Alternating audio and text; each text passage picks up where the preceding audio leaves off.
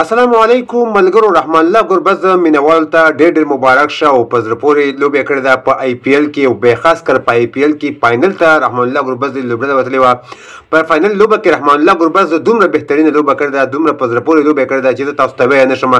د ټولو پښتنو خاص کر د ټول افغانستان او ټول افغانستان کرکټ فینس چې څومره دي د هغې لپاره هم د خوشحالۍ مقام دی، د خوشحالۍ زیری ورکوم چې رحمان الله ګربز چې څومره مینوال دي بلکې ټول افغانستان د رحمان الله ګربز مینوال دي، هغې پکې ډېره بهترینه کارکردګي کړې ده، په زړه پورې لوبې کړې ده.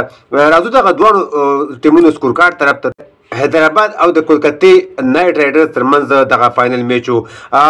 حیدرآباد اولنی بیټینګ وکړو، 114 سکور باندې ټول حیدرآباد ټیم وشو. په د فاینل لوبه کې ډېره بېکاره کارکردګي وکړله. که د کولکتې بیټینګ طرف ته موږ راشو، 114 سکور کم هدف چې و رحمان الله ګربز پکې ډېر په زړه پورې لوبه کړې ده. یعنې یو کم 40 سکور یې کړي دي، 15 څلوریزې والي دي او 2 غټې شپږیزې د خپل ټیم دپاره وړي دي چې په دغه میچ کې لیر هم زبردست بیټینګ کړی دی، ناټ آوټ راغلی، 52 سکور یې کړي دي. خو موږ د رحمان الله ګربز صفت ډېر ځکه کوو چې رحمان الله ګربز د افغانستان اوپنر بیټسمین دی، وکټ کیپر بیټسمین دی، په زړه پورې لوبه کوي، شپږیزې لري، څلوریزې لري.